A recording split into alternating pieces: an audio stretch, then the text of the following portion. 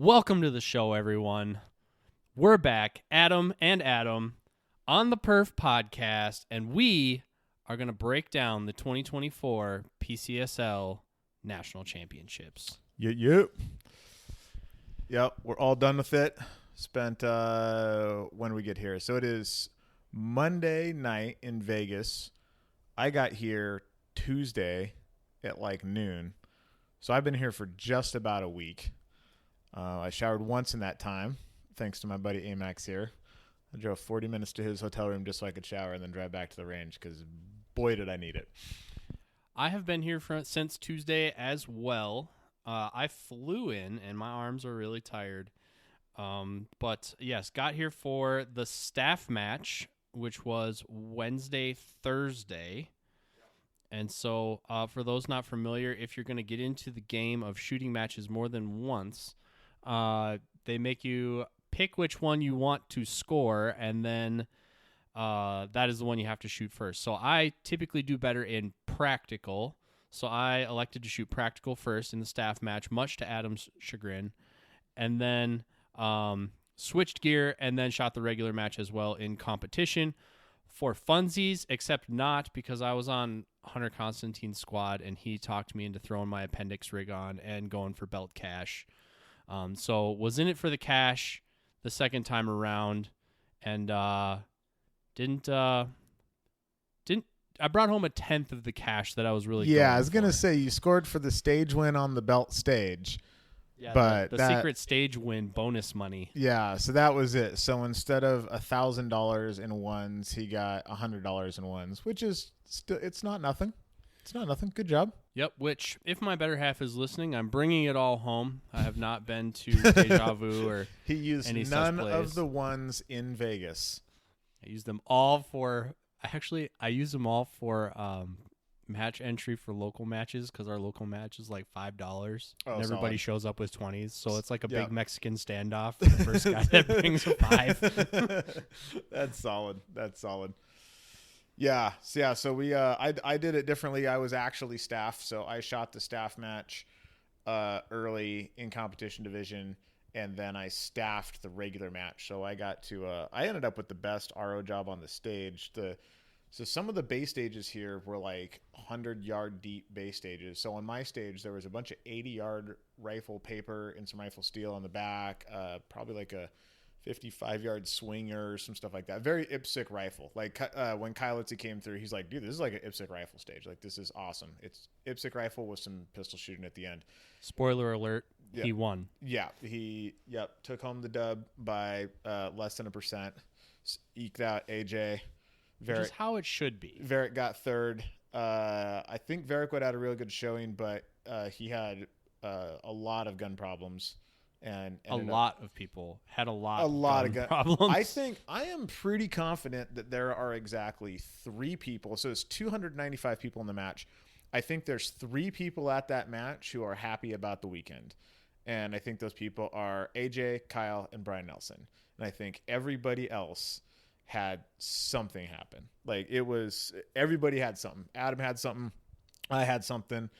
Little pro tip here. If you are shooting a match that you care about, that you really want to perform well at, don't staff that match. Shooting staff match, you just don't shoot the same way that you would shoot in a regular match, because you're dealing with staff match stuff. So like, we would, show up to a stage, read the stage brief, do the walkthrough, and be like, this stage is missing 5 pieces of steel and has extra paper. So you don't call the staff because you are the staff. So somebody goes and gets some steel, somebody gets some paint, somebody figures out which piece of paper needs taken down, you fix it in the tablet, you do all the stuff, and then you shoot. And so it's never like normal. You roll up, your order, you're kind of shooting in a strange order sometimes, you're running the tablet, and then all of a sudden you're shooting. So, kind of some club max shenanigans. But if you're the kind of guy like me that has like a very detailed process to help me get the most out of my shooting, when you shoot the staff match, it takes you out of that flow, and you start making mental errors, or you shoot too aggressively or not aggressively enough, or whatever the case is. So I had no mechanical failures, all of my failures were the motor between the ears here, and on one of the stages, ran past a double stack target that was, I found it in the walkthrough. It was in all my memorization. Whatever happened, just decided that nope, we're not going to stop there. We're just going to run. And it was tight enough that that single mistake ended up costing me 4 places in the match. So if you want to shoot a really good match, pay your money, shoot the match. If you want to help out a organization or help out a match or save some money, then shoot the staff match. In this case, I really wanted to help out Max because I love what he's doing with PCSL 2-gun, and I really hope it takes over the world. And I was willing to sacrifice a bit of performance in order to staff and help him put this thing on the ground.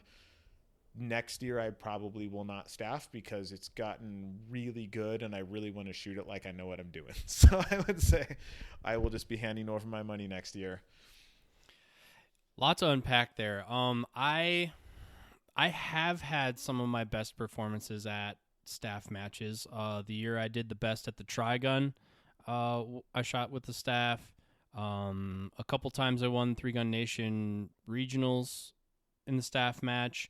And like I said, I tend to shoot this match best the first time, but Adam's absolutely right. The vibe, the tone of the day, when you're shooting the pre-match, that's really it. I think is very fast and loose. Yeah, if you're at a major shooting the regular match, it feels it's all buttoned up. It's all buttoned up, and it feels a bit more serious, like your squad's all there to shoot. I think that has more to do with it, honestly, than the shenanigans involved in the staff match, because you kind of forget that you're there to compete. Yeah, and you just end up being there to shoot. Because like I tend to like shooting with the staff, and I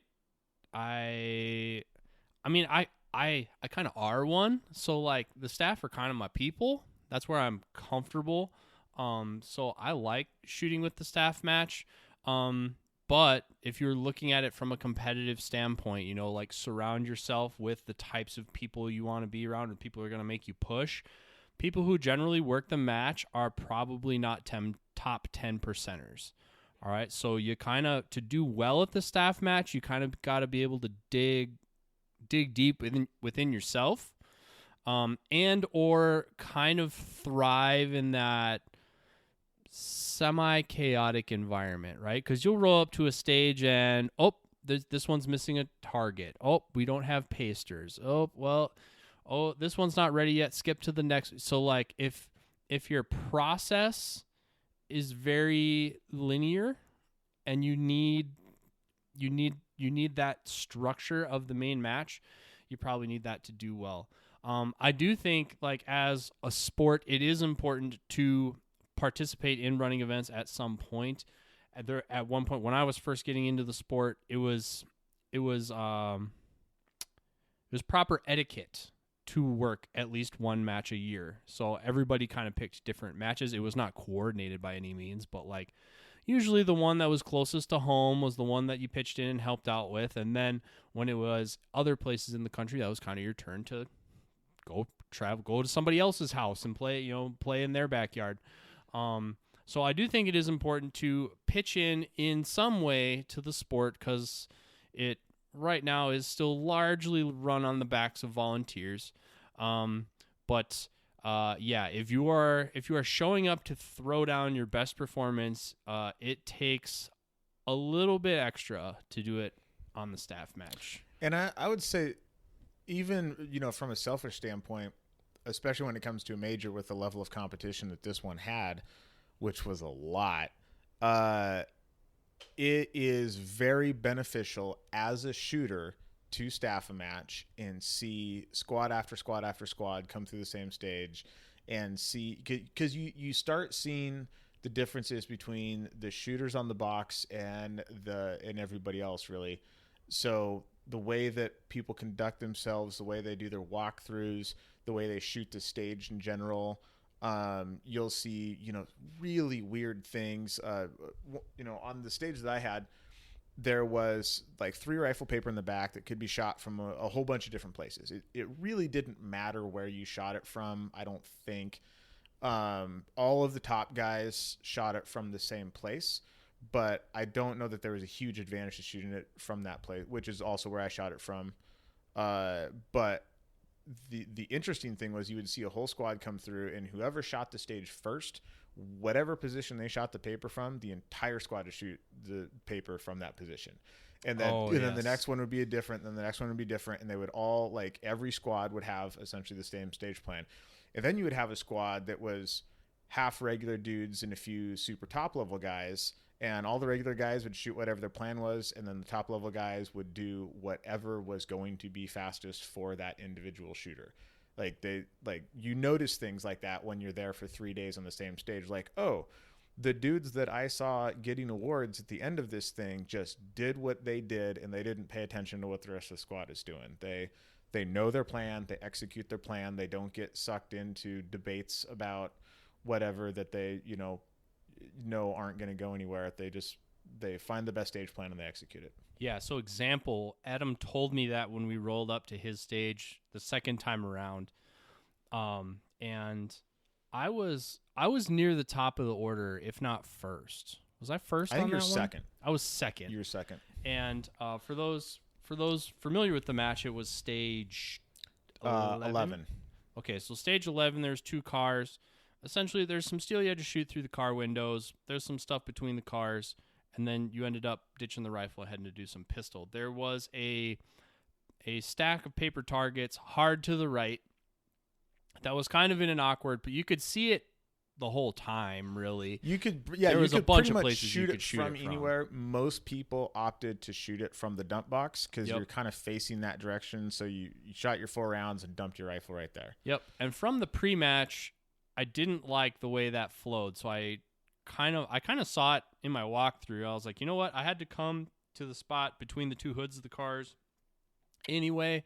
So I was like, you know what? I'm just going to index on that, shoot that here, and roll out. I was going to freehand the activator steel, which was the other big roll of the dice on that stage, was you're going to freehand it, maybe miss a few shots in the time it takes you to brace, or you're going to brace and get it in one. But I shot it there, and then subsequently, like Adam said, a bunch of people on our squad shot it that way. Did AJ shoot it that way? I was squatted with AJ. AJ did not. AJ knew where he wanted to AJ shoot it, and he shot it through the second window, like me and everybody smart did.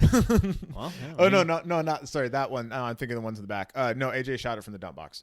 Oh, yep. I was gonna say Adam can say that because he finished significantly better than. Oh yeah, I forgot the bet. Oh man, you should have kept your mouth shut. You would have got this whole episode. So we had the little friendly wager going into this match because the 2 Adams have never shot against each other in the same division. We've shot the same match together on a team. We've shot the same match against each other, but in different divisions. So you're like, this guy beat this guy, but he was running faster gear or slower gear, whatever the case may be. So there was always some excuse. And so I shot the pre-match in competition. Maxwell shot the pre-match in practical. Then he shot the main match in competition. And Large Adam beat Small Adam exactly 0 of 2 times. He had two. I think the first times run was the plate. Well, the first run was the better of the 2, and even correcting the word of or the phrase of the weekend, unforced errors. Even correcting unforced errors, Little Adam still beat me pretty decisively. So I'll get you next time, Gadget. Yeah, good luck with that, buddy. Time. Good luck. You bring it. So overall, I would say when we started walking the stages that were on the ground when we got there, because I got there. I wasn't supposed to be build crew, so I got there kind of late and then ended up just sort of like helping out with that stuff. And the stages on the ground were immaculate. Like maybe the cleanest presentation of any action shooting sports event I've ever been at. So for those not familiar, this is held out at Prairie Fire, nearest to Vegas. We would use near very loosely. Very loosely.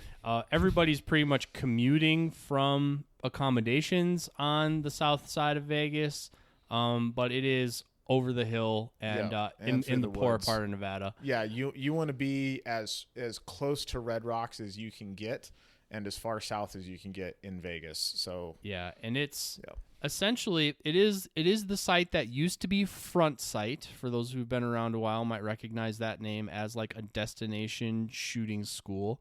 It has gone out of business, been reacquired, and is now Prairie Fire. If you need a visual for what this place looks like, it's no less than 1,000 acres. It's zero chance it's smaller than that. Yeah, it is huge, and basically it looks to me like somebody went and bought a brand new D8 dozer and just bought a piece of real estate in the middle of the desert and started pushing a flat spot. Yeah. Like, it is just like a big flat shelf in kind of the rolly, sand-washy gully Nevada desert.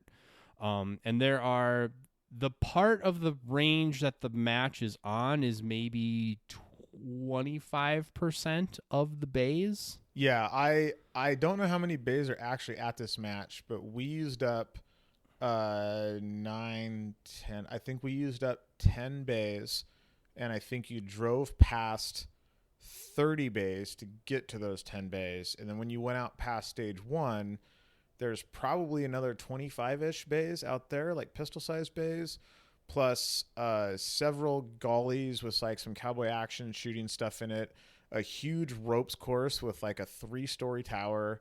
They have a 1-mile shooting platform. There's a bunch of clay throwers for some skeet and trap. There is a pretty darn nice like office, retail store, clubhouse, hangout facility, like amazing facility just like, out in the middle of the desert.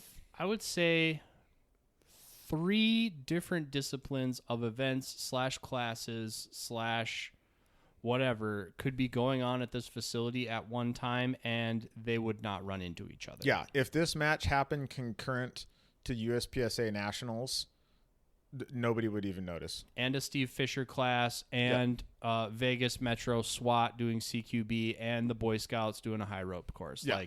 Like, and there would be no congestion. It would just be Wednesday. Yeah. Although we've never seen that many people there at one time, all that facility is there.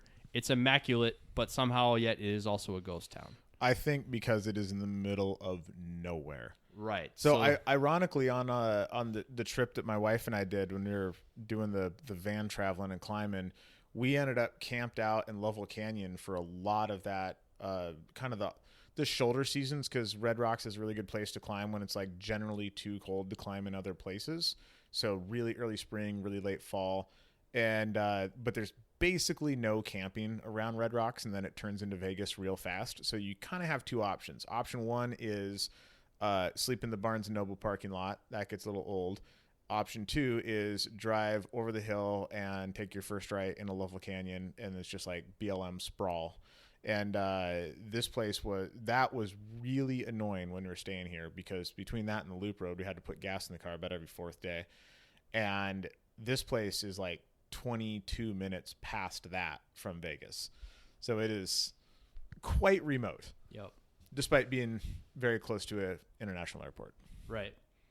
But in the sense of a match, essentially we had 11, 10, math is hard. 10 base stages, 10 flat, square, I would call them, in paintball terms, we call it speedball. Like it is flat, square range, action shooting. Harkening back to the 3-Gun Nation days or USPSA.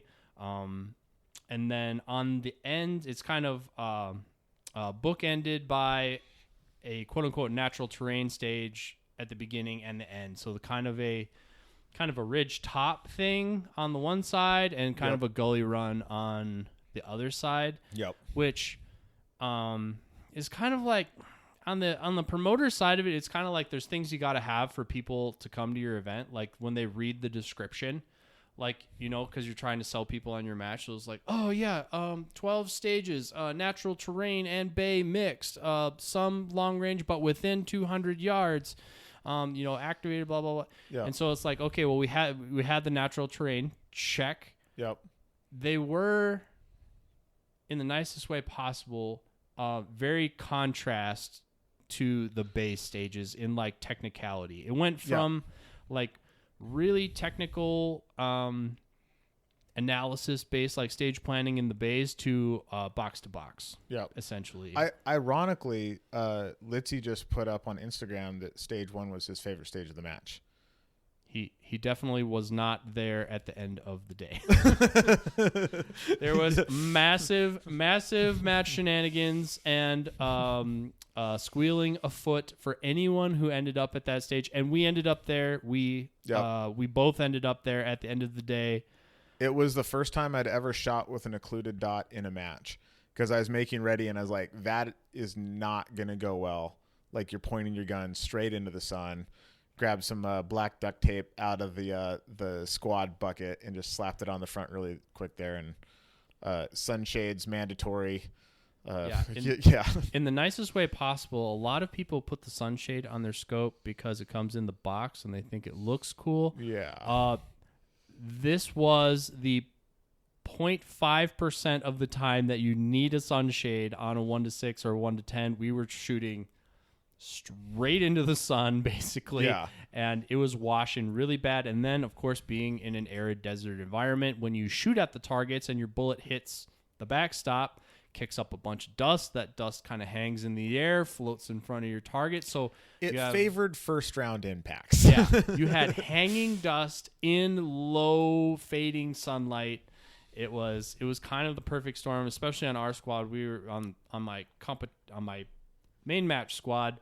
We arrived there last squad of the day at sunset, and there were probably about 4 shooters on our squad that absolutely got boned, and it was completely out of their control. And I don't really envy anyone's position in that whole thing. I was at the bottom of the stack, so the sun went down behind the mountain before I had to shoot. I had a pretty solid run. But there were a few shooters on our squad. They were super pissed, and I felt for them. And then I was talking to Max, and as a match director and a range master, I feel for him too. And like what is the right answer? I don't know, but it was definitely a challenging spot, and there were definitely some hurt feelings about the way that particular stage was positioned on this particular piece of property at a certain time of day. For sure. Yeah. I feel like that's one of those things that, there's some places where like, I know, people who shot nationals out in Florida, they just knew like, don't be on these stages at sunrise or you're going to be shooting straight into the sun. If you ever shot out at Pro Gun Club during the UML days, do not end up on a squad that shoots the long range stage in the afternoon. Just take 20% off your stage because the morning guys are going to have no wind and the afternoon guys are going to have 35, 40 mile an hour gusts, and you're just going to get screwed. So it's a tricky thing. It's like we play a game that takes place in the environment, and sometimes the environment decides that you don't get to play as well as you want. However, I think as any place really gets used more and more and more, people figure out those things, right? They're like, okay, if there's a long range stage, make sure we're not pointing east or west when we put out the targets, that kind of stuff. We could probably safely wager that there will not be a stage in that exact spot on this property again for this match. Yeah. That it was a very weird. Even the pistol was like everything about it. It just, which is quite unfortunate because it was like the coolest location we shot in because it was absolutely. Full golly run up the back. Cool. So, but I mean, if you just turned it around and all the shooting was down or at an angle or whatever, it's just the fact that all the targets happened to be like straight into the sun. Was just unfortunate timing for one squad, but there was talk of a reshoot, and if they issued a reshoot, then they were going to have to reshoot a bunch of people on like 4 squads. That is a logistical challenge. That is a stage throwing out level problem. Right. And so they said if they threw out that stage, then they had to throw out 12 too, which I was really quietly rooting for because then I would have beaten little Adam. But alas, it was just decided that the least bad option, and I I say sometimes I would not care to have my morality judged by anyone who has not had to make a decision where there are only bad options. Yeah.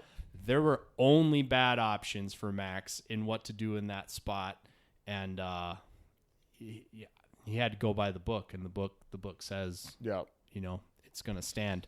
But it was rough. It was rough, and stuff like that comes up at every match. This was a little bit more highlighted, but yeah, that was kind of a rough spot. So speaking of stage 12 had a pallet house. Do we have to talk about stage 12? We have to talk I'd about really stage rather 12. not. No, it's important. I think people need to know. So stage 12 had a pallet house, which if you don't know what a pallet house is, that's when it's a house made out of pallets. The match director says, "Hey, go build a box of pallets over there. We're going to figure out what to do with it later." And you just screw a bunch of pallets together and then cut a hole for a gun to stick out of. Pallet houses tend to be real short. And I was getting a lot of shit about being able to duck and run through the pallet house. And must be nice. For all of those people, you can go fuck yourself, because I have to be this short all the time. And then I get to run through a pallet house. Whoop-de-doo. Yay. But AMAX You're still short on Monday. Still short on Monday. Exactly. It's like that. The stuff doesn't change. AMAX here for, that 3% of the time when it's actually handy to be left-handed. Same kind of thing. Everyone's like, oh, man, AMAX is left-handed. You can shoot all the targets through the left port and not have to use both the ports. You save a whole position. Yeah, there were essentially 3 pairs of targets and 2 ports to shoot them through. Yep. The way that worked out in theory in the walkthrough, I could good. see all of them from one port. Yep. Which building and unbuilding long-range supported positions takes a lot of time. So saving a position is a multi-second save. Yep. So I cruise in there with my bad self. All psyched. I get into that first spot, stick my barrel through the port, rest it on there, just textbook, look through my scope, and all I see is pallet. Yep. This damn high-rise scope. What are you running, like a 193? Yeah, it was a 193 scope, and then the target I was trying to see was, I don't know, what would you say that angle was? 30 degrees? What's that? Would you say it was 30 degrees maybe? No. 20? 25? Maybe 20. Okay. I mean, it's down, but it's not. It's a downward angle. So if there was a road driving from one spot to another, you would not want to drive it in a semi truck. Yeah, so it's one of those things where when you look at it in the walkthrough, you kind of have to have a good image in your mind of like how large your rifle is, like how tall is your magazine? Will you be able to, prone, monopod there? Mm-hmm. How tall does your scope sit over bore? So when you look through it, it looked like, oh yeah, here's a port. I'm going to put my gun through it and shoot through that. But no, like when the barrel goes through there, the barrel's in the handguard, the scope sits on top of the receiver, and then it's 193 above that to the center line of my scope. So it's probably a good 2.5 inches from the bottom of the pallet to where your scope is going to be in the middle. Yep. And then you have to cant downwards, a little bit, which takes some of that away. Yeah. So first thing I got in there, shit, I can't see it. Moving on. Yep. Shoot. Whatever. Got to that second spot. I think because I didn't have any video, so this is completely off adrenaline-induced memory. Yeah, but I got to the targets that turned out to be exactly 100 yards. Yep. At a downward angle, and this is the part. So like it was a deceiving target because they were were they 6-inch plates? No, well they had to have been 10 because it's an 8-minute size restriction for long-range targets. Okay. So they had to have been 8.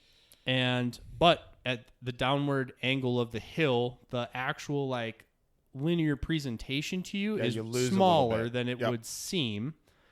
And then at 100 yards, I shoot a 50-yard zero, which we talked about in another episode on the Perf podcast. This is one of the reasons that I shoot a 100-yard zero, so I never have to hold under anything ever. This is why Adam wanted to talk about this because I was holding center. That I was like, everything's inside 100 yards. That thing's inside 100. Hold center. That thing's huge. I'm holding center. Bam, and wasn't getting good feedback off the impacts at that time. Like they're just the time of day we were there and the brush it was going into. Yeah, you couldn't really see much of a splash. Yeah. I shot to the bottom of a 30-round mag like a total noob, and it was hard to watch, and I was there. It hurt all of our feelings, and we weren't even in the box. So yep. The rest of the stage went awesomely well. and we moved on. Yep. Came back in the main match, redemption time. It's like, okay, I know what I'm going to... I even got my laser out there, and I lased that thing again just to be sure. I'm like, oh, yep, bang 100.3. bang on 100 yards, right? Like, I'm ready.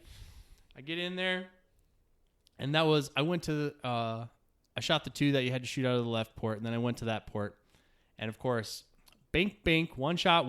Yes, okay. And this is kind of like... If we get into it, like, the magic of shooting a match twice, like everyone thinks you'll do better the second time because you've kind of had your quote unquote practice run.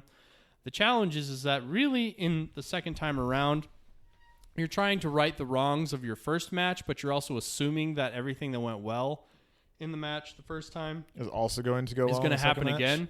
So the 2 bigger gong targets that were out a little bit farther, I took a shot at one of those and I had a near miss.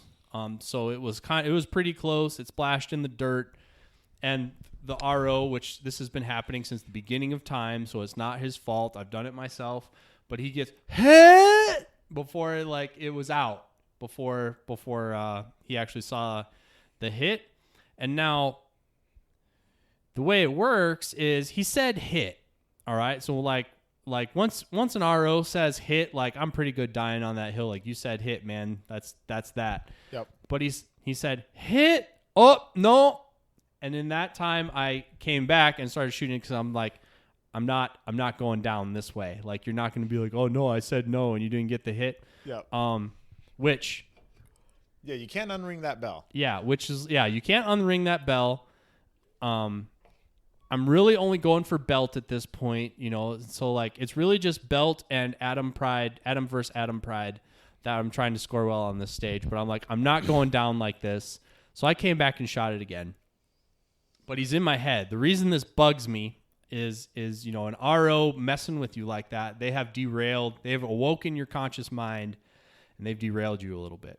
Mm-hmm. So I come back, I shoot that target, get out of that position, I shoot the rest of the targets, and I bail, forgetting the closest paper target in the entire match, FTSA, which was a sin I was trying to forgive from another stage, and didn't go as Adam awesome. Basically transposed all of his issues from individual stages onto other stages in the second match. But I'm looking at scores here, and I don't believe. I think that your I shoot worse in the second match thing is a self-fulfilling prophecy. So I'm looking at. So this is Adam 1 versus Adam 2. Stage 1, Adam 2 wins. Stage 2, Adam 2 wins. Stage 3, Adam 1 wins barely. Wait, which one am I? Adam 1 is pre-match. Adam 2 is main match. Oh, I thought we were like no. You were Adam 1 and I was Adam 2. No, this is Adam Maxwell versus Adam Maxwell. This is just Amax versus Amax. This is Amax versus Amax. So on stages 1, 2, 5, 6, 7, 8, 9, and 12, Adam number 2 wins. On stages 3, Adam 1 won barely. On stage 4, Adam 1 won by a lot because Adam 2 had some catastrophic mechanical issues. And on stage 11, Adam 1 won barely. And I am willing to bet that had those mechanical issues not been a thing, that your second match would have beat your first match. I would agree. Yeah, the real unfortunate thing, I could even what happened in the first match? What was the first thing? I didn't forget a target. What before stage 12? It was like on stage 10 or something. Oh, I'm not sure. 10 was the cop car stage. Yeah. Yeah, you did something weird on the cop car stage. You did forget a target. FTSA. Yeah, the hard right FTSA. On the cop car stage. All right, so aside from the really bad thing on stage 12, that was pretty consistent, but like I had pretty much forgiven all those sins except I replaced it on stage 12. Yep. And then, like you said, mechanical stuff that I don't really want to talk about. Opposite of that, maybe the sweetest thing I saw in the entire match, stage 1, we're all walking up. It's this kind of complicated from so the stages there, I would say, are some of the most technical multi-gun stages I've shot, where there would be 5 very good shooters, all with different stage plans, and everybody looking at everybody else's stage plan going, oh, is that better? And nobody really sure. Like several stages like that where you're like, there's like a half dozen legit ways to shoot this, and I'm not actually sure which one's better, but I know that one of them is, and I just can't figure it out. Yeah. And so on this stage, a lot of back and forth word movement, but there was a little thing in the back that was there's 2 pieces of paper, one of them partialed up, a small pistol popper, and a toaster with a clay in it that was a 15-point bonus if you shot it with it's just pistol and rifle. You shot it with your pistol. So you shot the popper down. If you shot the clay out of the air, you got 15-point bonus, the equivalent of 3 alphas. So, if you hit it, super, super worth it, right? All of us come in, paper, shoot the popper, the clay flies. Me and Amax both miss the clay. Wait gingerly forward as it lofts into the air. Lofts into the air, shoot it at the top of the thing. All you're thinking is, I have to shoot this clay and then do a gun transition immediately and get out of this position. Get the heck out of here. So you're waiting, but you're waiting in a hurry, so you're not waiting as much as you should. Our boy Colby comes freaking rolling in there. Popper, paper, hits the clay, dumps the pistol, and leaves like a G. Like, standing ovation from the peanut gallery. Yeah. Full send. Hats off, Colby. That was baller, dude. Best move I saw all match. And I went for it in the main match. Oh, yeah? Yeah, I got 1 paper. Well, I completely shot 1 paper. So I was activator, paper 1, paper 2, clay, paper 3, paper 4. Yep. And I got it. You did get the clay. I did get it in front of my whole squad, and they thought I was a grand wizard.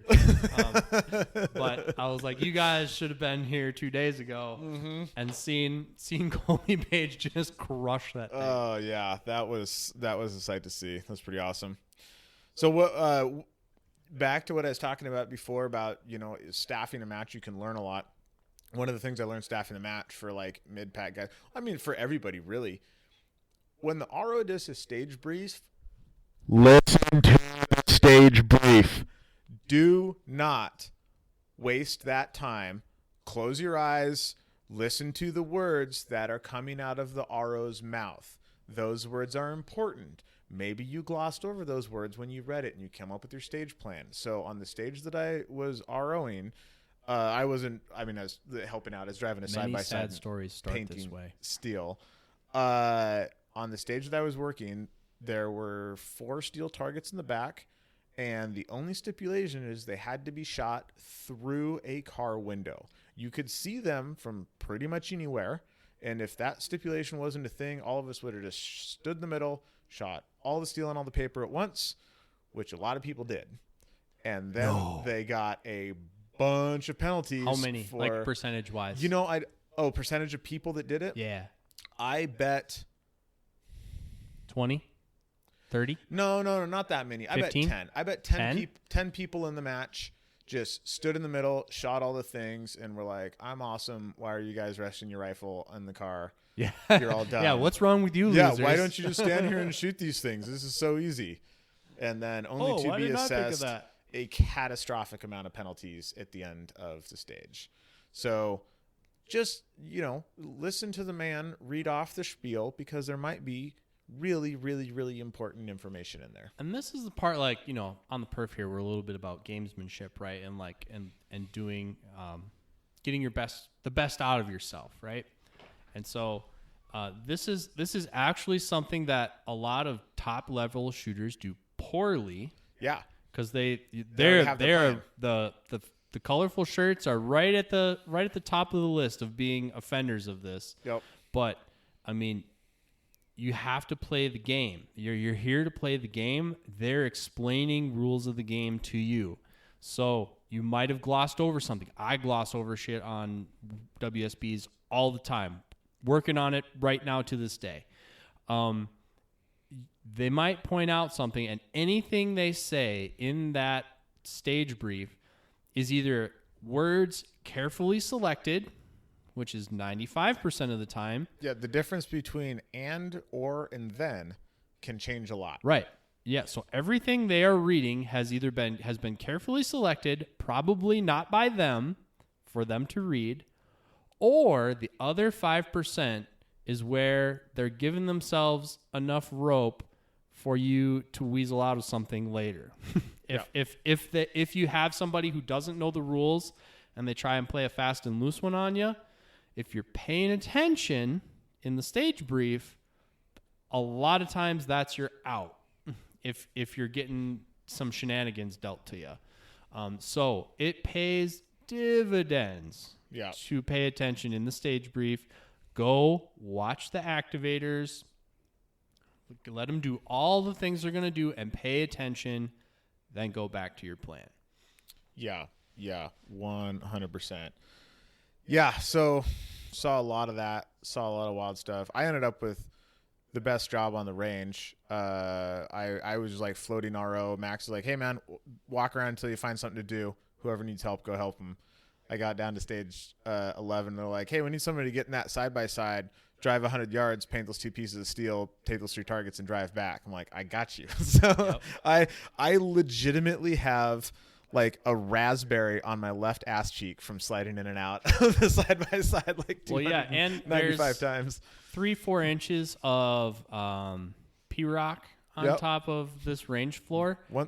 And so Adam is bahaing down there in this Can-Am. Like, he has it on the floor to get down there. I did learn that if you stay just off the limiter, you actually get a faster run, because when the limiter kicks in at 25, it actually kicks you back to like 22. Yeah. So if you can keep it at like 24, just feathering, which is a little hard through the brake bumps. Yep. But so he has a solid whoop section of acceleration and braking bumps all the way down this thing. And it's actually pretty smooth riding with him. But for those of you not in motorsports, washboards have 2 acceptable speeds. Very, very, very slow. And flat out. And fast enough that you just skim over the top. Yeah. Adam was in the second half of the category, which makes me very happy. Being a motocross rider, I can appreciate what he had doing there. And I was on the last day, I was the AM squad, or the AM flight. So we had an entire flight to wait before awards. So I was just hanging out with Adam on his stage, going down there and pasting the targets that he was scoring. And then you got called away to do something else. Like, they yanked you. Yeah, to go shoot side stages and stuff, and so the ROs could get a chance. Yeah, so another guy jumped in there, whose name I forget. I hope he doesn't listen. Well, I hope he does, but I'm sorry, bro.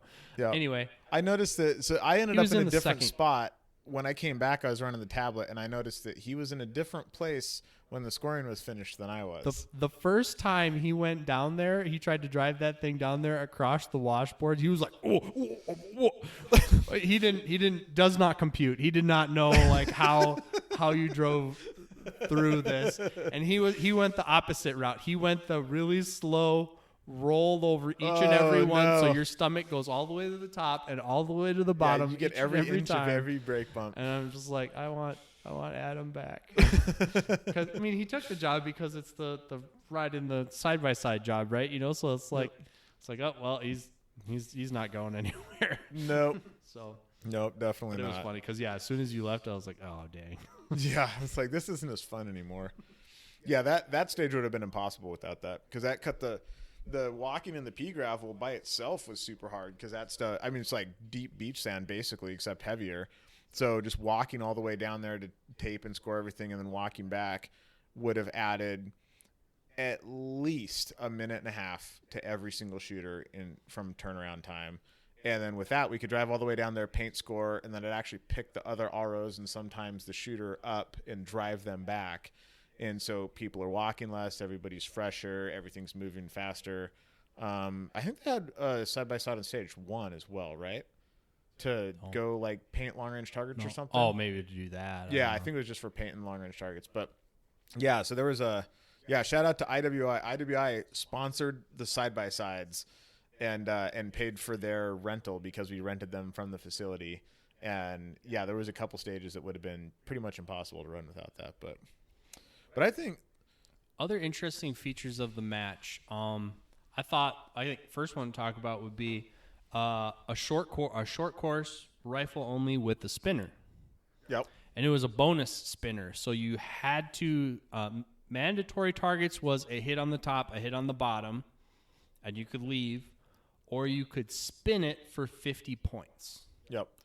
And for the record, if a spinner is in a hit factor stage and it's a bonus, first of all, if spinner's in a hit factor stage, it better be worth a shitload of points.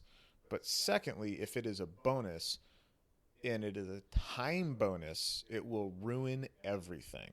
I have shot hit factor matches with a spinner with a time bonus, and it just wrecks the scoring. That's a whole other thing. Time plus is dead. Here I said it. No. A hit factor match. Yeah. Scored hit factor with a spinner. And they give you a time bonus? But it was a time bonus for the spinner. Yeah, that guy's not good at math. Yeah. And so, if you have bonus targets in a hit factor match, they should be point bonuses, not time bonuses. Oh, absolutely. Yep. But the dilemma, or I guess the decision to make was, were you going to shoot it twice and move, or were you going to try and spin the darn thing? Yep. I think, well, you and I didn't even think twice about it. It's like 50 points. Are you kidding points? me? Definitely. Spinning it. And you have to shoot the top and the bottom. If you're good at spinners, that's one more presentation and the thing's over. Yeah. So you shoot the top, shoot the bottom, probably shoot the top again, and you're done. Yeah. Yeah. And if it doesn't, then it's time to bail. I don't think so. Maybe back and forth one more time. I disagree. I think top, bottom, you're still well ahead of the game. Yeah. So I think for that many, but you have to be close to spinning it at that point. If you stop it or something like that, then it's time to go. If you bone it, you stop the thing. If you haven't seen a glimpse of the back of one of the plates by the end of the second presentation, move. Yeah. Yep. But if you have, and you know what you're doing, basically if you shot a spinner and you know how to do it, and you know you can do it in 3 or 4 presentations, then do it. If you don't know what's going on, then go top, bottom, and leave. Yep. And I was talking to Max today, and he was saying he was actually going to play around with it a little bit more. Like, he personally was going to shoot that stage a little bit here, like this afternoon or tomorrow. Because he was saying that, I think he said, numbers are my weakness. So forgive me, Max, if this is not what you said. But I think he said people who shot just top, bottom, and left and didn't spin it were still scored, like some of them scored 68% on that stage. And in his head, he thought it would be way harder than that. He was like, they should have been way lower than that to get through there. So he was trying to figure out if it was some kind of scoring anomaly or how much heavier he's going to weight it next time, so that it makes it kind of, that it swings the pendulum harder in the direction of needing to spin the target, because he wants you to try and spin it without forcing somebody who doesn't really know how to do it or is struggling to like totally tank their whole match. I would say, I bet everybody in the top 20 in both divisions spun it. Oh, yeah. So I'm not entirely sure that it doesn't have the effect that he wants already, because anybody who's shot any hit factor stuff and they look at that and they can do quick math, they're like, okay, 50 points is a freaking lot. If it takes 10, let's say it's a 5 hit factor stage. I don't remember what the high hit factor stage or high hit factor was on that stage, but we'll find out as we're talking here. But let's say it was a 5 hit factor stage, just to make the math easy. It's a 50-point bonus. That means that it needs to take you an extra 10 seconds to spin the spinner before it's a wash. So you've already shot the top. You've already shot the bottom. An extra 10 seconds is a lot. That is that is probably, what do you think, 4, maybe 5 more presentations? Probably 4. I bet 4 presentations after the initial top bottom, because you think you're already down there. So you're not, this 10 seconds is just after the second presentation. So if you're good at it, you get 1 more presentation and you're done. Yep. If you're medium at it or you miss 1, you get 2 more presentations and you're done. If you're kind of bad at it, you get 3 more presentations and you're done. And if you're really bad at it, you get it on the 4th one and you're still ahead of the game. So, I mean, if I think it's already super worth it to spin the spinner. Oh, yeah. And I think the people who ended up in 68% not spinning the spinner probably would have done better if they would have actually spun the Probably, yeah. I thought it was really interesting use of a spinner in a short course and interesting use of a short course in the match. Yep. And that one was butted up with a pretty simple pistol stage, which was... Ironically, my best stage finish in the whole match was the all pistol stage. Yeah. Yeah, I was like second. Because it had a double swinger. So Targets USA, he had like a sprocket system set up, so there were essentially two targets swinging, and they were swinging opposite of each other. Jason is full mad scientist. That man builds some craziness. And his stuff is good. Yeah, and like it works. It presents exactly the same way. Even the Holy Monkey, which looks like a completely random contraption, if you watch it over and over, you're like, it looks random, but it actually shows you the same presentation every time. Yeah, it does like 6 things and then starts over. Exactly. It's wild. Yeah, his stuff. Actually, have you seen any of the swinging clay holders that he does that has a little clamp that folds over? I probably have, but I can't picture. So normal in 3-gun, if there's a swinging clay target, which is a pretty common target out west here, there is a disc that you kind of place your clay into, and then you wrap like 4 rubber bands around it. And it's a whole thing. The rubber bands break. People cut themselves trying to wrap rubber bands. There's reshoots all the time. It's a very common target to have it come out with no clays in it, and you just shoot 2 and you move on. And then Jason developed a metal clamp made out of AR-500 steel that sort of like clamps and holds the clay in. And I can't remember if it's a magnet thing or a mechanical thing or what it was, but it was sweet. I honestly don't remember what match this was at. Maybe it was in Superstition or something, but they had those there, and I was like, this is going to save so many freaking reshoots because, like all of his stuff, it just ran. But so Jason was kind of like the fix-it guy there / basically every activator builder. So the dude who designed the targets is actually putting all the activators in place and stuff like that. So it's, very high level knowledge of how everything works, which led to some really wild and very interesting activated targets. Yeah. That Holy Monkey was another one that I thought was really cool. And Hunter Constantine and I shot it a bunch today for some YouTube stuff we're doing, and that will probably air much later than this podcast will. But the way it timed out, I would say to articulate how it presents, there's a stack of no-shoot targets that it is peeking out from behind. And by stack, he means a 6-target square. Yeah, so 2x3 Yep. of targets. Yep. And it comes out, there's kind of one that's like a peak, like you would picture a normal swinger, like it leans out, pivots on the axis, and peeks out. There's one that's kind of a moonwalk where it kind of slides out like Michael Jackson and then slides back in. That's the best one to shoot it on.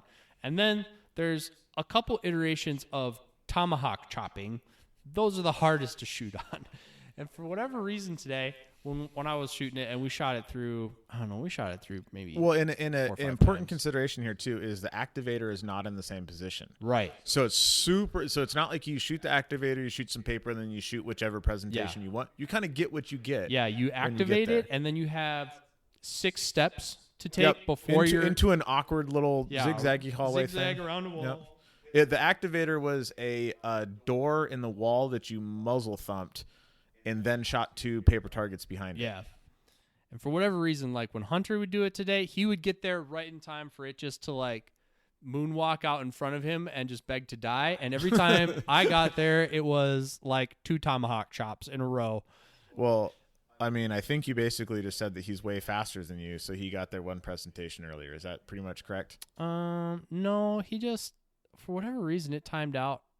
Because I think I shot those targets backing up a little bit. I think I got there sooner than he did.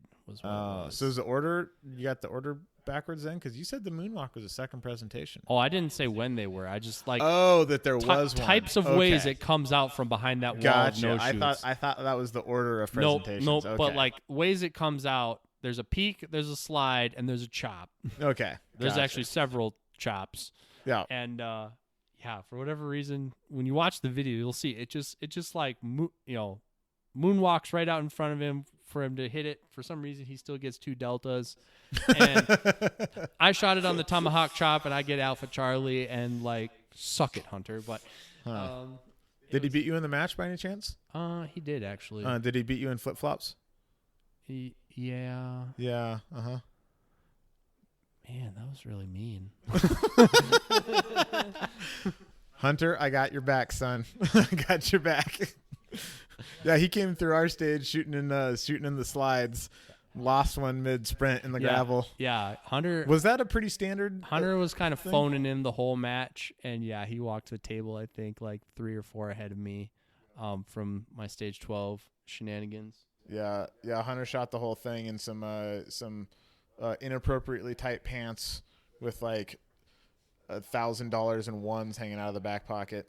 You're going to be really sad when I approve you as staff for Multi-Gun Nationals. Yeah, I'm not. I won't take your money. I'm just going to I'm refunding you and making you not staff. staffing anything, son. Zero chance. I'm going to call you on Wednesday morning. Like, where are you? Dude, where are you? You're like, I haven't gotten on a plane yet. You're on deck.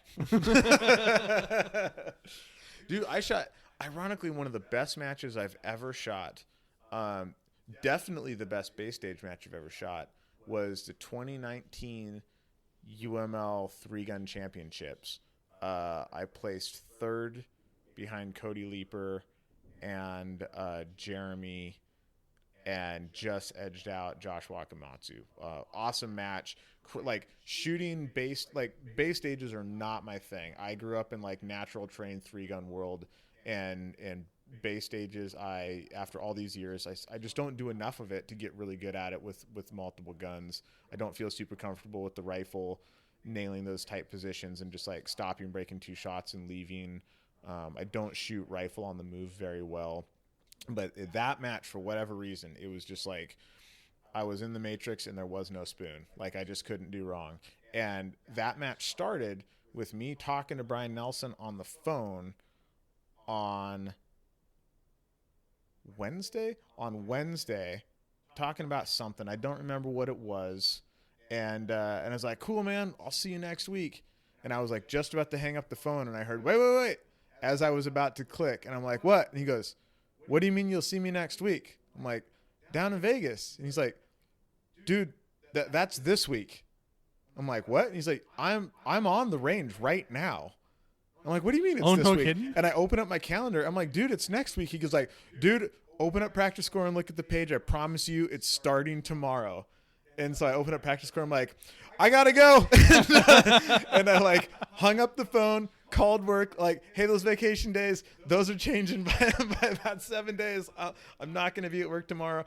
Ran into the basement, packed up, drove down there, walked some stages, shot the match. Best match I ever shot. And, I mean, super stressful going into it because I didn't feel like my normal prepared self. But, yeah, it might be the best thing if you call me up on Wednesday and tell me I'm on deck. I'm going to set that in my calendar. Maybe it'll work out, yeah. Just let me book your plane tickets. I'll take care of it. No, I'm good. But that is, I really miss those. Like, I really love the UML matches. Like, not everyone. A lot of people complained about the surface at Pro Gun. With those big like ankle roller rocks. Dude, I got fragged in the ear so hard shooting a rifle into a berm one time. I love those stages that he used to make there.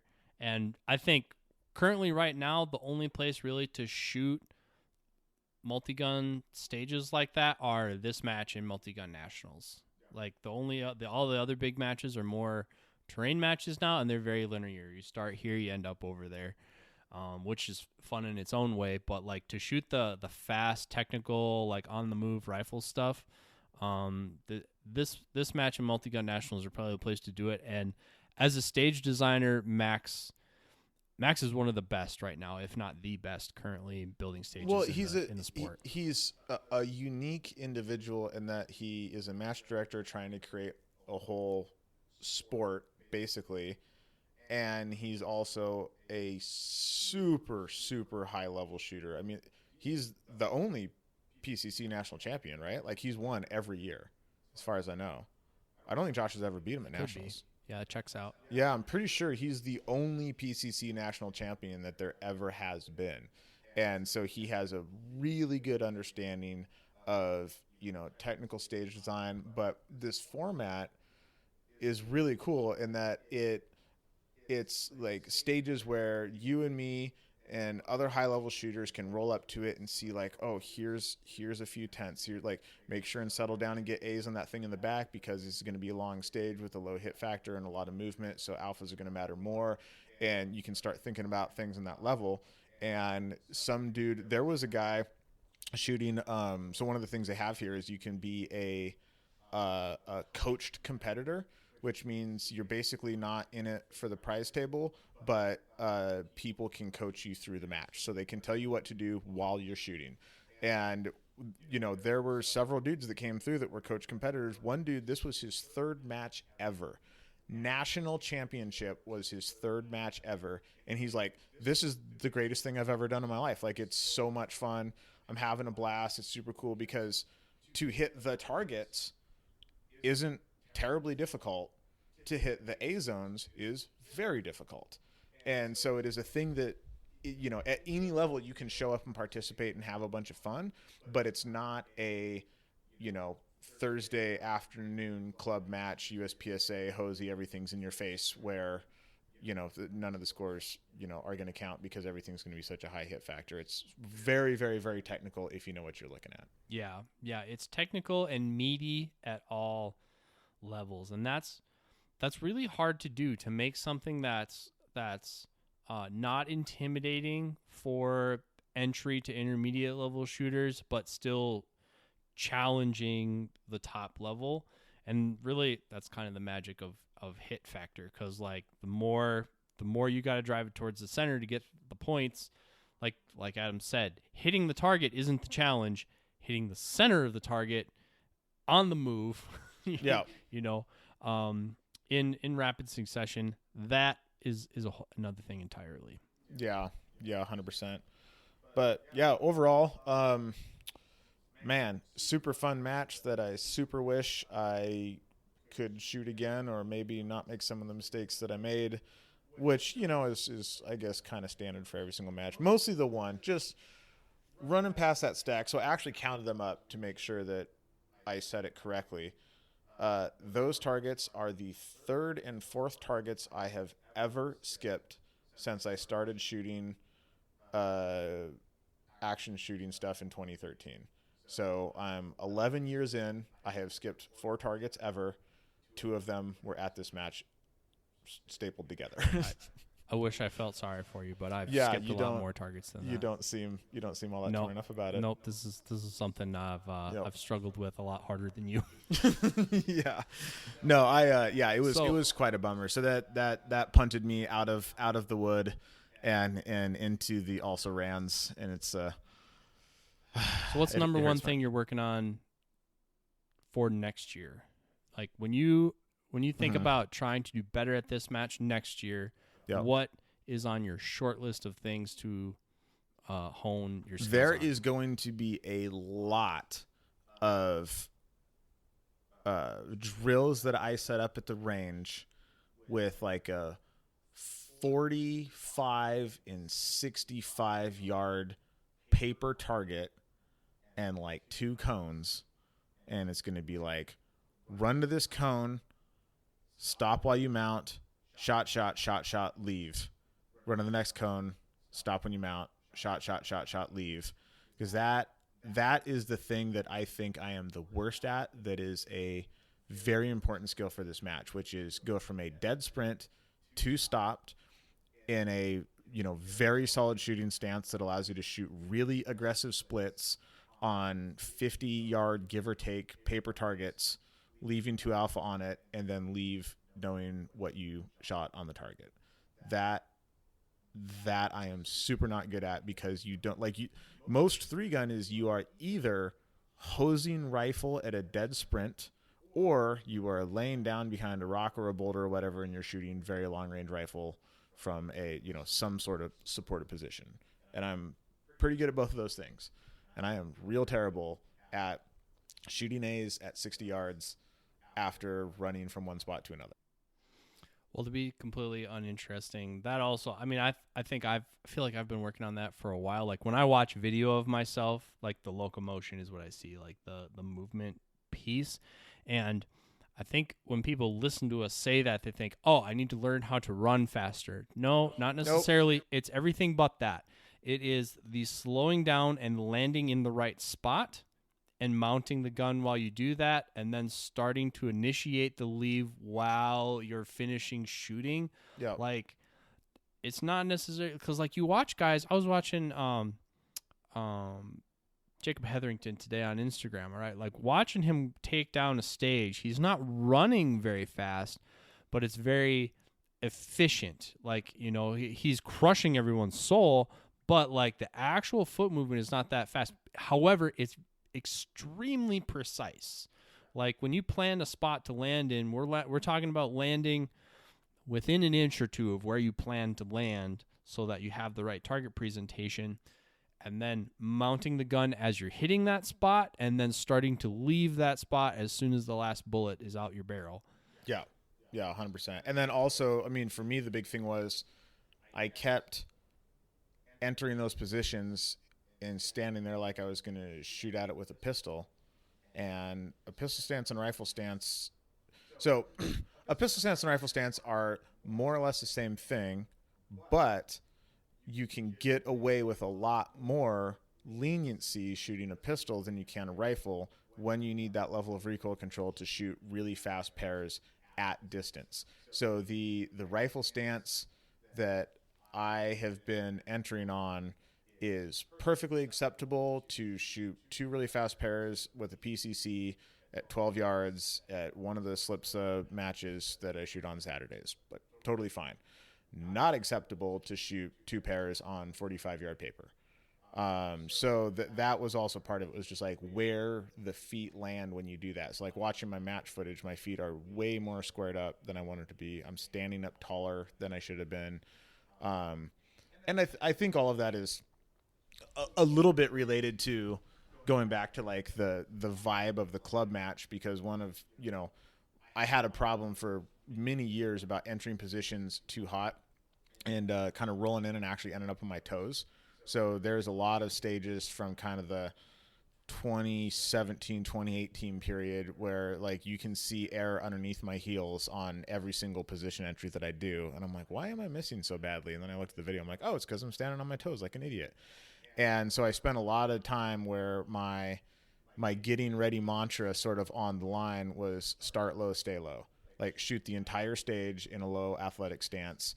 And that helped a lot. And I super did not do that in this match. And that this was a match where you got punished really hard if you did a lot of just like standing up super straight. And, you know, it's not like you're letting the rifle push you around, but when the difference is your dot moves into the Charlie or your dot moves into the Delta, the amount of time for that thing to come back is a lot. Or if you just send a hammer pair at it, you're dropping 2 extra points for that Delta than the Charlie.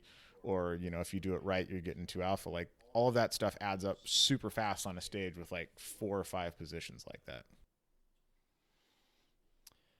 Are you looking at any equipment changes for next year? I am thinking about, right now I have a 16-inch upper and a 14.5 pin and welded upper. The 16-inch upper has the new JP brake on it, the John Paul's Signature Series 1 with the ultra-aggressive baffles. And the 14.5 has the 3-port brake. The 16-inch basically doesn't move when you shoot it. Like the dot doesn't go anywhere. It doesn't go up or down or left or right. It's extremely loud, but the rifle doesn't move. And I've had basically that rifle and a base stage rifle.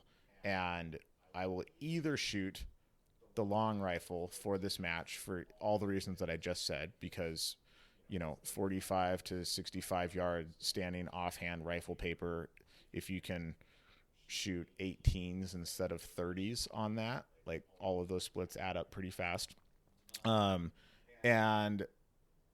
I might build a different base stage upper with a lightweight 16-inch barrel and that brake. I'm not going to put that brake on a 14.5-inch barrel because it is so loud that I don't want it any closer to me. And also longer gas systems shoot way flatter. So, you know, a lot of guys like, go ask Brian Nelson. Checks out. Go ask Brian Nelson about why you should shoot an 18-inch rifle length or barrel with a rifle length gas system, and then hang on for the ride. And Brian has nerded out about this stuff more than any 12 people I know combined. I believe him, and he's right. I used to shoot an 18-inch barrel in 3-gun, and it was ridiculously soft. It's just more weight than I'm willing to swing around out there. So the 16 with the... When you get into some tight spots here. Yeah, and you can get into some tight spots. Like, that is definitely a thing. So in base stage stuff, I think for the most part, a shorter gun is better. But even though these were base stages, there wasn't a lot of, like, you get into a place where you can't swing your barrel past a wall, or you have to stick your barrel through a port. Like, I can only think of one spot on the cop car stage where I actually, like, had to put my barrel through a port and then unmount my gun to make a move and remount my gun somewhere else. I think everywhere else I could just swing the barrel past whatever I wanted to do. So that, I think, might be the only really big change. Other than my pistol is absolutely clapped and hanging on for dear life. And I basically ended up just driving to the store and buying a bunch of factory ammo after Dremeling led out of my comp and driving down here. So that wasn't fun because it didn't do anything terrible. It just acted different than I'm, have been, I probably have like 100,000 rounds of that pistol. It's doing old gun things? It's doing old gun things. It's almost like it's falling apart because I cheaped out on a gun. Shocker. But no, it's more like the, switching from like 147 grain, slow impulse, soft to 115 grain factory ammo. With time, I could get used to whatever, but it was such a big change, like the day before the match, that like the pistol reacted differently than I wanted it to while I was shooting it. And it was just kind of frustrating. I didn't feel like I was as confident with the pistol, but so there's going to be some changes there. But I don't exactly know what the changes will be yet, but I definitely will have something different going on the next time I'm here, and mark my words, I will be a way better pistol shooter. Sounds like you're changing everything except your belt. Yeah, the belt's been treating me real good. I've had it for years. This belt I started with.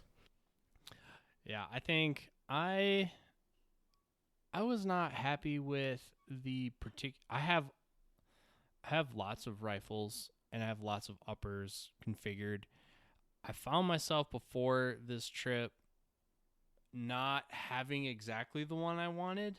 I was, like I didn't have the mount that I wanted on the right upper that had the right break and all that stuff. I ended up using, actually, my practical rifle is the one that I shot when I won PCSL, one of the first years. So it's the same upper, but the scope red dot combination I have, I didn't have exactly the one, so I think I'm going to put a little bit more thought into that. Or I also think I might just bring an upper with a red dot next year, because I believe in this rule set you can reconfigure. Yeah, you can reconfigure, and I only dialed up on 2 stages. I should have dialed up on 3 stages. Yeah, I only dialed up on a couple of them, but mainly in my head, the rifle's going on a diet. It's probably going to be the same rifle, but it's the stuff hanging on it. Just because it felt really lethargic to move around, and kind of one of my strategies was like I was just going to in competition I was just going to shoot a D60 and not worry about how many rounds I had and how many makeups I needed. Like I have more than enough of weight hanging off the rifle. But yeah, it is a big monkey fist hanging off the bottom of your rifle, and it just ruins the handling characteristics of a 12-inch gun. And unlike Adam, I'm going to shoot an 11.5, 12.5-inch gun unless you make me not do it.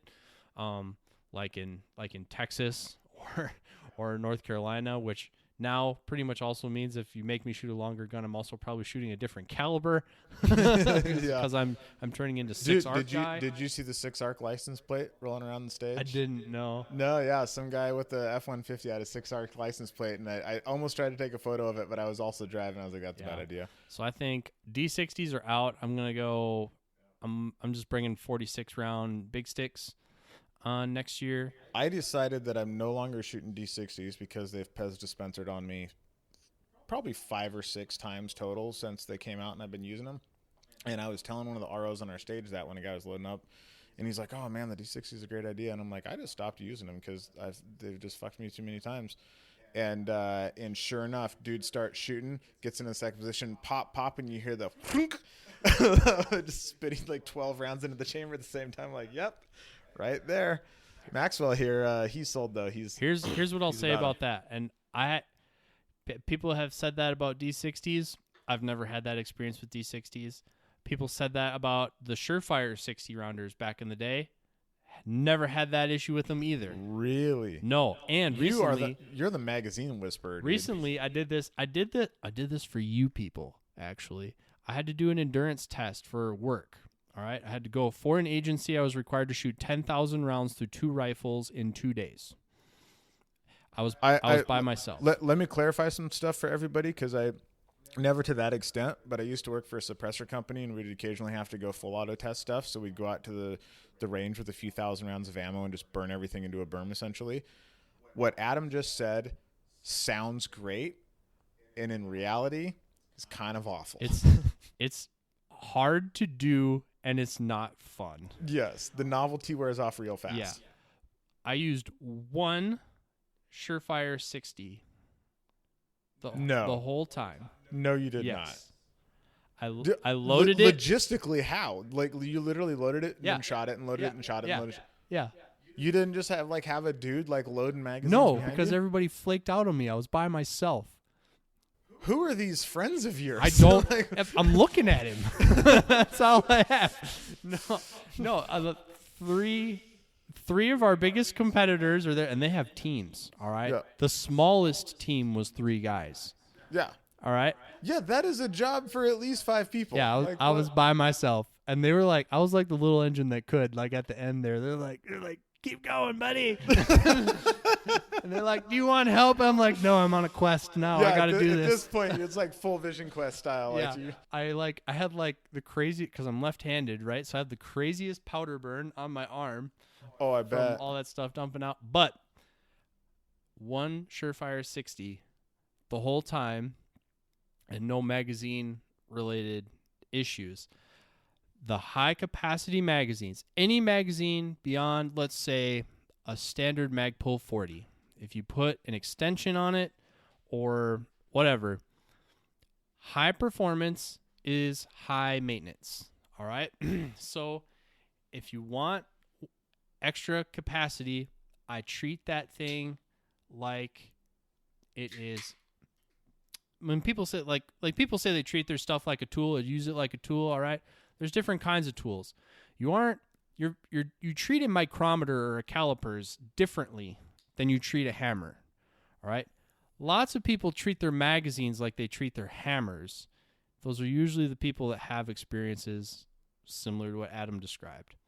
If I would defend myself really quick, I load my magazine in a clean environment. I cap it. I put it in a Ziploc. I leave it in my bag until I need it.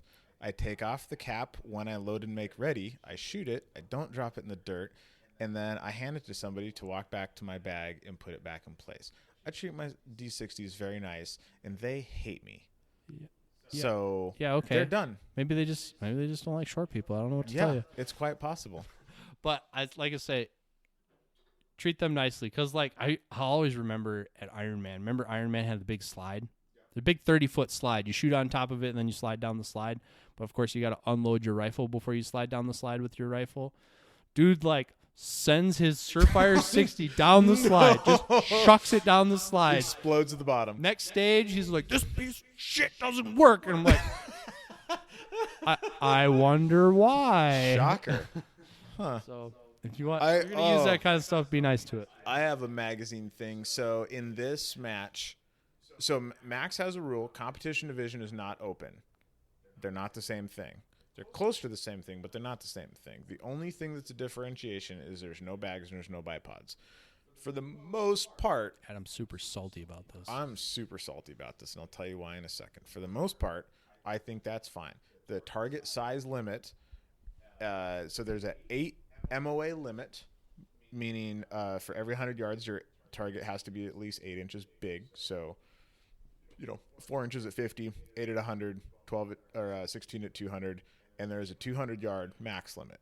None of those things require a lot of support or crazy open division stuff. For the most part, if you're busting out things like that to make those shots, you're already well behind the power curve. However, I hate shooting off a mag monopod. It is my build. I have, I'm a small dude. I don't have arms long enough to make contact in all the places that you should when you're doing such a thing. I hate it with every ounce of my soul. When I switched to open division, I was so excited because I got to shoot off of bipods. I've been saying forever, we had sticks before we had guns. Just let us put the guns on the sticks. And this is the first time in one of these matches where I've had to shoot prone for the spinner stage.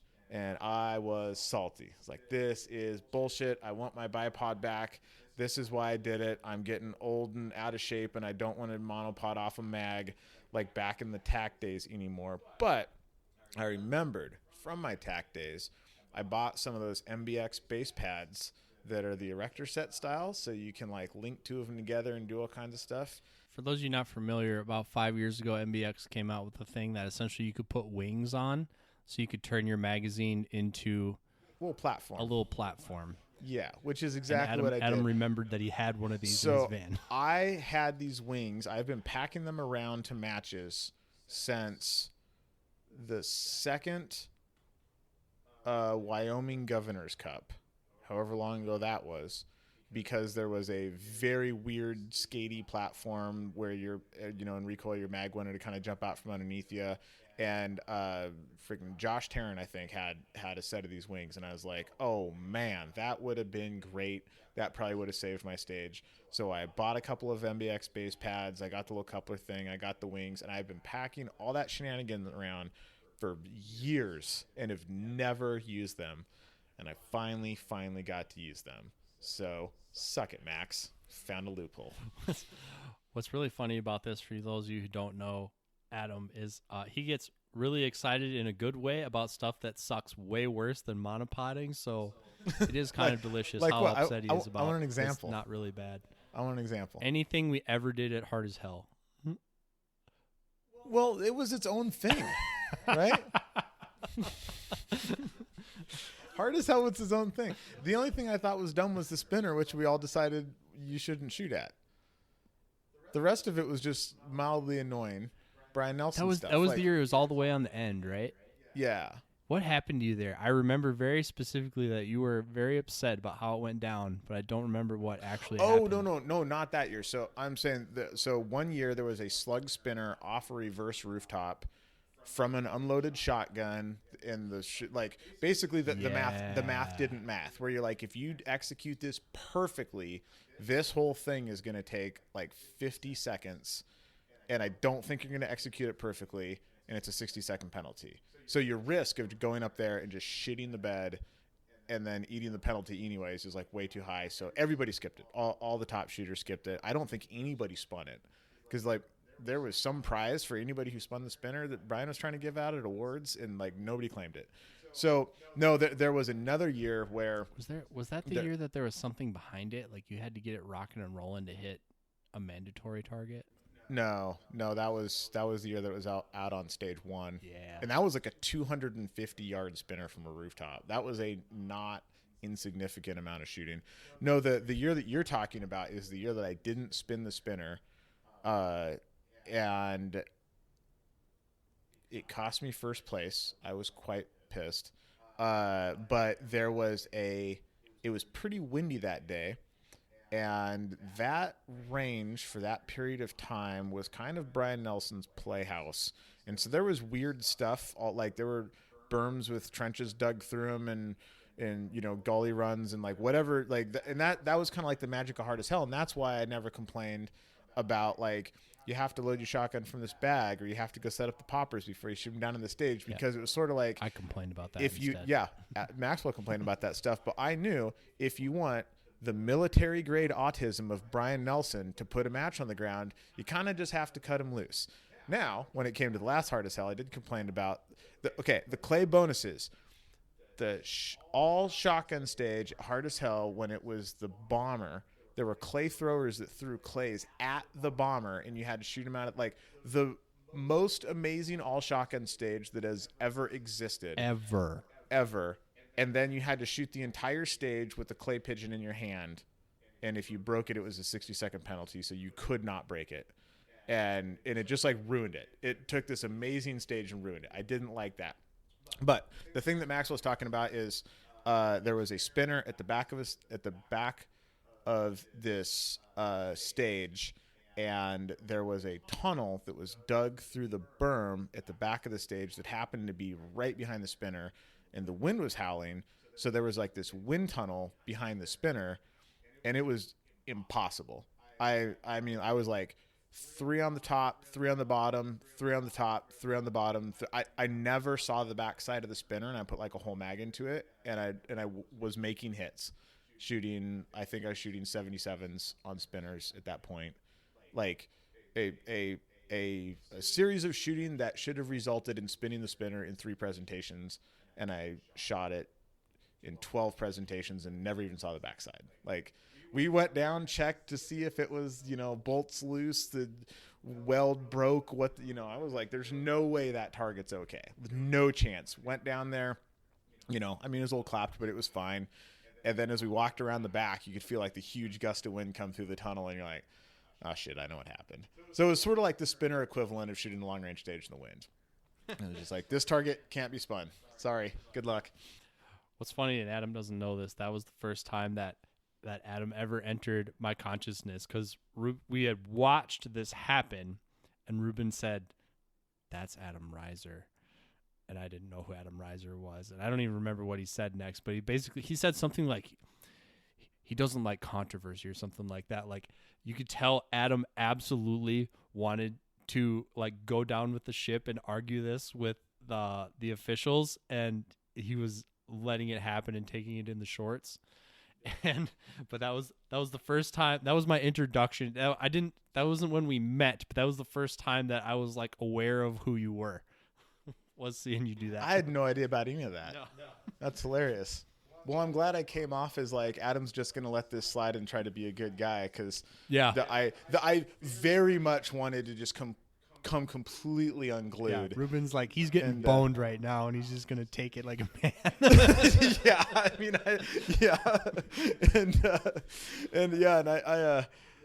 oh man, yeah, that was hard. That got me right in the feels.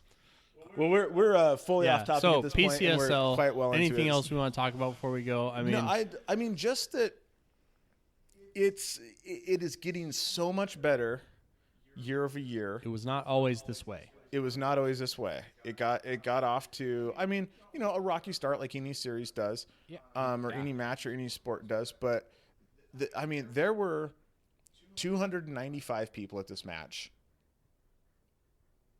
and I haven't been at a match, so I haven't been outside of the top 10 since 2016. Wow. And part of that is because I haven't been to a match where I wasn't guaranteed a top 10 finish just for showing up, which isn't what I want. Like, I want heat. I want a lot of heat. I want a lot of top level heat. And I looked at the scores, or I looked at the signups, and I was just like, Jesus, dude. Like, so Varric, AJ, and Kyle are like, they're going to be at the top of competition division. Brian's like, here. Yeah, but then you go to practical. Brian's here. Mike Seeklander shot the match. Just Mike Pannone, a little bit past his prime, but one of the few guys like that who will actually show up for a match and shoot it. I got to make a great faux pas telling Mike Pannone that it would be handy to shoot the pistol portion of stage 1 with an occluded dot, so you didn't have to look through your dot into the sun, forgetting that Mike Pannone only has one eye. That's pretty funny. So that was, I was like, it's like, right. Yeah, that won't work. So you should. And Mike's ignore cool about it. Like, he has the perfect way to like stick the knife in and turn it a little bit, but you'll laugh. It was pretty funny. It was awesome shooting with Mike. He's a good dude. I mean, the Williams sisters are here. The Williams sister, Mason Lane. But so I like reading the results. You're down, like, before you get before you stop running out of people that you're like, oh, that dude's a really good shooter, you're out of the top 20. Yeah. Like the top 20 people at this match all could have made the top 5. Like it was like so much. Like I think of myself as a second tier shooter. Like there are shooters where if I show up at a match and there's, you know, whatever number you think is appropriate, there's, you know, 10 dudes in the country that if like those dudes are there, I'm not winning. But then everybody else, I'm like, if I put together a good match and all of those other guys are there, like I can win this match. And so I think of myself as that second tier shooter. And I would say Adam's probably in that same category. I don't know if he thinks of himself that way, but I've always been a second tier shooter. There were like, 25 second tier shooters at this match. They're like, oh, these guys are really good. They're not going to win nationals, but they're really, really good. And they could be in the top 5 in this hunt. So like little mistakes, man. Like, you know, I lost my position. The spot above me was 3 points in a match that had, you know, several thousands of points going around, like, you know, 200-point stages, like tons and tons of competition at this match. Very, very deep field, really interesting stages, a really good mix of stuff, no gotcha stuff, good ROs, amazing stage presentation, like coordinated stages. It was tight, like the cleanest I've ever. The Dylan stage looked like a Dylan catalog. Like the corners were buttoned up, everything was clean, it was painted. Very, very, very nice presentation. And then one pallet house and a gully run. Yeah. But I mean, like but I told everything in a bay was immaculate. I showed up to this match the first year expecting to hate it. I've never seen a good 2-gun match. And I liked it enough to keep coming back. And I told Max this year, and I would stand by it. This match this year is what I always hoped it would become.